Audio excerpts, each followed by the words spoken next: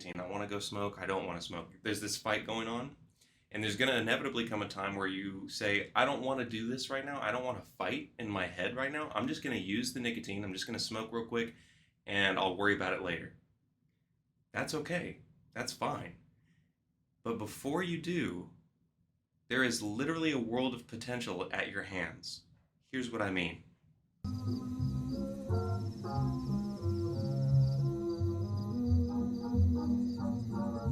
There will come a point where you have decided, yes, even though I don't want to use nicotine or smoke, I'm going to because I simply want to and it's just too much and I don't want to put up with this mental fight within my brain.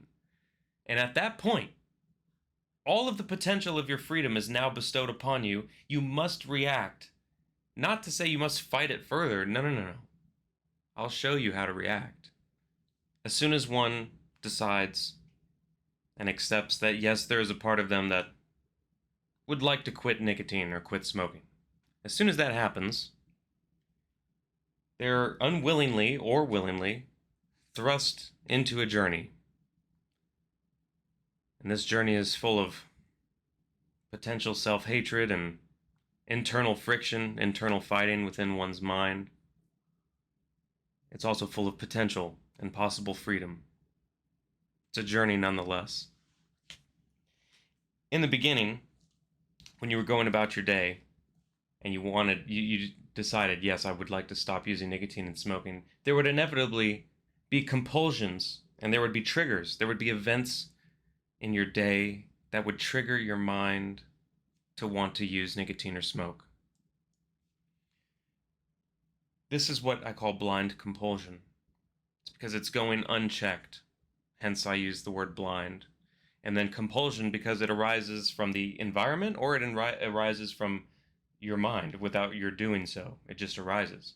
Blind compulsion. This is the beginning. But then eventually comes a point where you decide that, yes, I would like to quit smoking.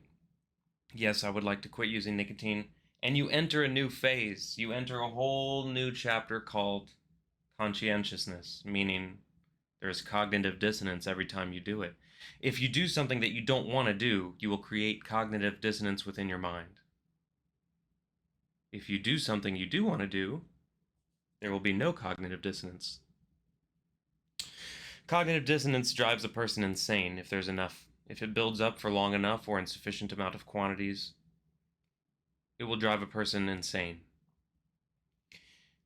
This phase is amazing because it's where all of the potential lies. Most people don't know this. Once you pass this point of decision into this realm of conscientiousness, you have to react to your urges and compulsions. You have to come up with some creative way to react to them because now you're not just acting out of habit. You're not blind. You're not in the dark. You're not succumbing to compulsion anymore. You must react. And what do I mean? That's what we're going to talk about today. In this episode, I'm going to be describing the reactionary process. It's a phase that you go through. And just to reiterate from the summary, once you've decided that, yes, you would like to quit using nicotine or quit smoking, which is this point right here, once you decide that, you go from blind compulsion, which is to say you're just living at the whims of your compulsion and your urges. You're just living that way. You're not fighting it. It's just happening. Once you decide that, yes, the person I intend to become doesn't use nicotine or smoke, I would like to change. You have now crossed over into a new realm, which I call the reaction phase, or you can call it anything, but really you are now in a different life. You're now in a different perspective. And this is a very important time. It's important because it allows you to start separating yourself from the habit, and it allows you to start separating yourself from the compulsion, which is what's going on in your mind. Like I said in the past, there's the chemical aspect of the addiction, and then there's the mental aspect. There's both. So what do I mean by that? Up here in the top, I have 3 examples that I used in my own life. So from anecdotal experience, I can tell you it worked. And here's what I'm trying to describe here. There's going to come a point where you don't want to have this fight in your mind anymore. I want to use nicotine. I don't want to use nicotine. I want to go smoke. I don't want to smoke. There's this fight going on. And there's going to inevitably come a time where you say, I don't want to do this right now. I don't want to fight in my head right now. I'm just going to use the nicotine. I'm just going to smoke real quick and I'll worry about it later. That's okay. That's fine. But before you do, there is literally a world of potential at your hands. Here's what I mean.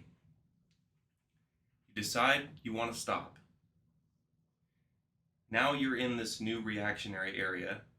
You're going along, you're living your life, and a urge comes up, and you're starting to have this fight within your mind.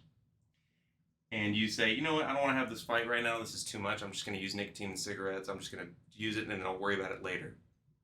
Fine, but before you use it, you need to react in some sort of creative way that you think is good for you. I gave some examples up here.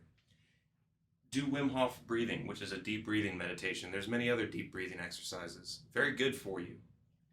Meditate set your phone timer for 1 minute and just sit with your eyes closed and just think about the person you intend to become, or don't think about anything. Just set your minute for one timer, or set your timer for 1 minute and just relax. Just close your eyes. Go for a walk.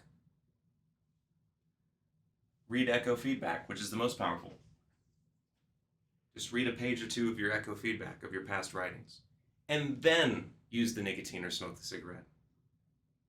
Let me summarize this. You've decided you want to quit. You're going about your life, and all of a sudden an urge approaches. Before you give in to the urge, which is fine, go ahead. Use nicotine, do the cigarettes, whatever you want to do, fine. But before you do one of these first. Pick one and watch what happens to your mind. This is why I made this episode today, is because a lot of people overlook this. Once you're on the journey to free yourself from nicotine addiction, there's going to come a point where you don't want to be fighting with your own mind and you're just going to give in, and that's okay. But before you give in, at least plant a seed of what you want in the future.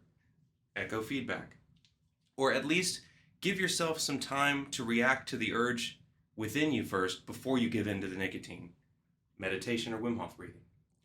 Or before you give in to the urge to use nicotine, before you do that, just go for a walk.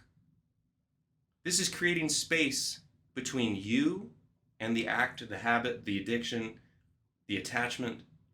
The more space you can create, the more you can control your reaction, the closer you will get to freedom. This is a wonderful principle, and it is embedded in psychology, cognitive psychological therapy. It's embedded in these interesting principles of what it means to disidentify with an urge or compulsion. I hope you found this at least a little bit interesting, and I hope you try it yourself. It worked for me. And as always, in the link in the description below to the 533 routine, the routine I developed for you to free yourself from nicotine addiction or other addictions. And with all that being said, I hope you have a good rest of your day. Thanks for watching again. I'll see you next week. Bye now.